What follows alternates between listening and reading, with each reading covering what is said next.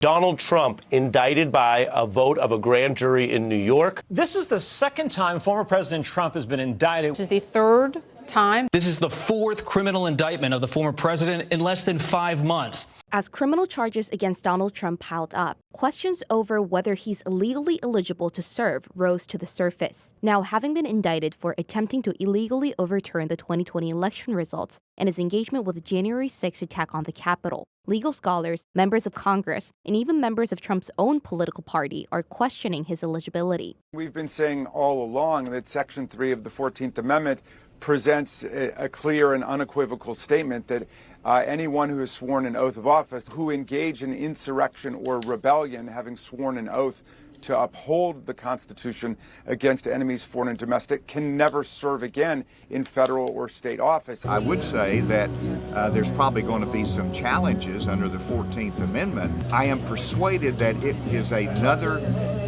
issue that should keep him from the presidency, that could keep him from the presidency.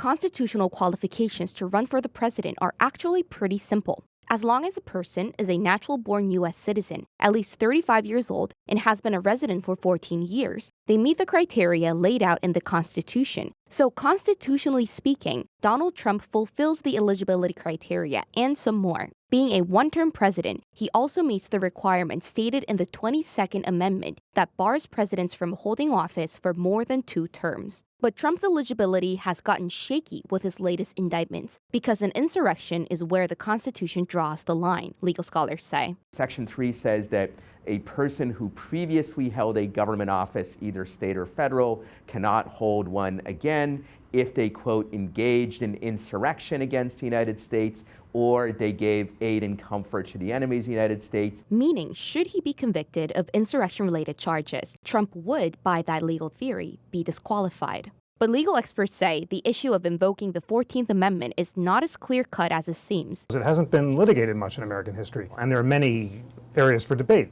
The first is, what does it mean to engage in insurrection? President Trump hasn't, in fact, been charged with engaging in insurrection. Prosecutors decided not to charge him with that. So if the legal requirement is that you have to be charged with engaging in insurrection, then he would not qualify under this provision. Another question is the amendment self-executing? In other words, can any official decide that someone engaged in an insurrection against the United States, or do you have to have a congressional determination that they've so engaged, or a determination by a court?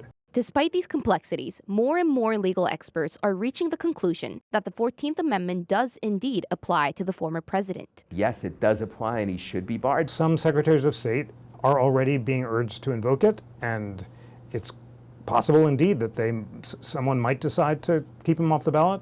What courts will do after that is anyone's guess. I admit we don't have any clear precedent on point on this. There's a dispute about it, and certainly it is likely this issue will end up in the courts. And even if the 14th Amendment does somehow end up barring Trump from running again, there still is a mechanism that could override that prohibition.